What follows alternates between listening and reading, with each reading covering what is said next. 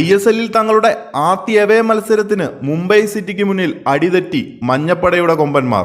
തുടരെ 2 ഹോം മത്സരങ്ങളിൽ വെന്നിക്കൊടി പാറിച്ച ശേഷം ആദ്യ എവേ മത്സരത്തിന് ഇറങ്ങിയ മഞ്ഞപ്പടയെ മുംബൈ സിറ്റി തങ്ങളുടെ തട്ടകത്തിലെ ആദ്യ ഹോം മാച്ചിൽ 1-2 ഗോളുകൾക്ക് വീഴ്ത്തുകയായിരുന്നു. കളിക്കൊപ്പം കയ്യാങ്കളിയും കണ്ട പോരാട്ടത്തിൽ ഇരു ടീമുകൾക്കുമെതിരെ റെഡ് കാർഡ് അടക്കം പുറത്തിറക്കേണ്ടി വന്ന നാടകീയ രംഗങ്ങളോടെയാണ് മത്സരം അവസാനിച്ചത്.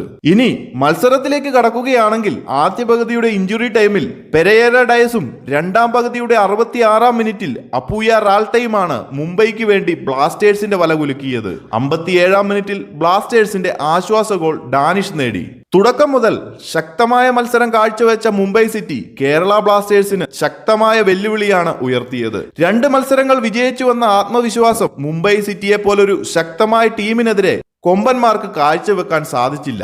പ്രതിരോധത്തിലും ഗോൾ മുഖത്തും വന്ന പിഴവുകൾ ഇതിനെ എടുത്തു കാണിക്കുന്നു. മുംബൈയുടെ 2 ഗോളുകൾക്കും വഴിയൊരുക്കിയത് ബ്ലാസ്റ്റേഴ്സിന്റെ പ്രതിരോധത്തിൽ വന്ന പിഴവുകളും ഗോൾ കീപ്പർ സച്ചിൻ സുരേഷിന്റെ അബദ്ധവുമായിരുന്നു. കഴിഞ്ഞ മത്സരത്തിൽ സച്ചിൻ സുരേഷ് കാണിച്ച പ്രകടനത്തിൽ വിശ്വാസമർപ്പിച്ച മഞ്ഞപ്പടയ്ക്ക് കരുത്തരായ മുംബൈ സിറ്റിക്ക് മുന്നിലെ ദയനീയ പ്രകടനം ഉൾക്കൊള്ളാൻ സാധിക്കുന്നതല്ല. എന്നിരുന്നാലും പുതുമുഖ ഗോൾ കീപ്പർ കൂടിയായ സച്ചിൻ സുരേഷിനെ ഒരു കളിയിലെ മോശം പ്രകടനത്തിൽ വിലയിരുത്താൻ സാധിക്കില്ല. എങ്കിലും ബ്ലാസ്റ്റേഴ്സ് ഗോൾ കീപ്പർ സച്ചിൻ സുരേഷിന് ശക്തമായ ട്രെയിനിങ് തന്നെ വേണമെന്നാണ് കഴിഞ്ഞ 3 മത്സരങ്ങളിലെ പ്രകടനത്തിൽ നിന്ന് വിലയിരുത്താൻ സാധിക്കുന്നത്. ഗോൾ കീപ്പിംഗിലെ പോരായ്മ നിലനിൽക്കുമ്പോഴും മഞ്ഞപ്പടയുടെ ശക്തമായ പ്രതിരോധ നിരയെന്ന് പറയുന്ന പ്രബീർ ദാസ്, പ്രിതം കോട്ടാൽ, മിലോസ് ഐബാൻ എന്നിവരുടെ പിഴവ് തന്നെയായിരുന്നു ഇന്നലത്തെ മത്സരത്തിൽ ബ്ലാസ്റ്റേഴ്സിന് വഴങ്ങേണ്ടി വന്ന 2 ഗോളുകളും. ആദ്യ പകുതിയുടെ ഇഞ്ചുറി ടൈമിൽ വലതു വിങ്ങിൽ നിന്നും ബോക്സിലേക്ക് താഴ്ന്നു വന്ന ക്രോസ് ക്ലിയർ ചെയ്യുന്നതിൽ ബ്ലാസ്റ്റേഴ്സിന്റെ പ്രതിരോധം അമ്പെ പരാജയപ്പെട്ടു. പന്ത് കൈക്കലാക്കുന്നതിൽ ഗോളി സച്ചിനും പിഴച്ചു. സച്ചിന്റെ കയ്യിൽ നിന്നും വഴുതിപ്പോയ ബോൾ ഒരു ക്ലോസ് റേഞ്ച് ഷോട്ടിലൂടെ ഈസിയായി ഡയസ് വലയ്ക്കുള്ളിലാക്കി. അതുപോലെ തന്നെ 2ാം ഗോളും ബ്ലാസ്റ്റേഴ്സിന്റെ ബോക്സിലേക്ക് താഴ്ന്നു വന്ന ഒരു ഹൈ ബോൾ ക്ലിയർ ചെയ്യാൻ വീണ്ടും ബ്ലാസ്റ്റേഴ്സിന്റെ പ്രതിരോധ നിരയ്ക്ക് സാധിച്ചില്ല.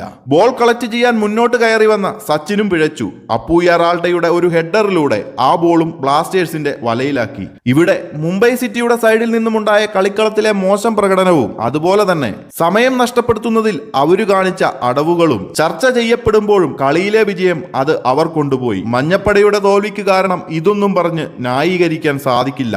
ബ്ലാസ്റ്റേഴ്സിന്റെ കളിക്കളത്തിലെ പിഴവുകൾ തന്നെയായിരുന്നു മുംബൈ സിറ്റിയുടെ 2 ഗോളുകളും. അവർ കളിച്ചു നേടിയതല്ല, ബ്ലാസ്റ്റേഴ്സിന്റെ പ്രതിരോധത്തിലെയും ഗോളി സച്ചിൻ സുരേഷിന്റെയും പിഴവുകൾ കൊണ്ട് മാത്രം സംഭവിച്ചതാണ് ആ 2 ഗോളുകളും. അതുപോലെ തന്നെ മിഡ്ഫീൽഡിൽ കഴിഞ്ഞ മത്സരങ്ങളിൽ മികച്ച ഫോമിൽ കളിച്ചു വന്ന മുഹമ്മദ് ഐമനെ എന്തിന് ആദ്യ നിരയിൽ ഇറക്കാതെ സബ്സ്റ്റിറ്റ്യൂട്ട് ആക്കി?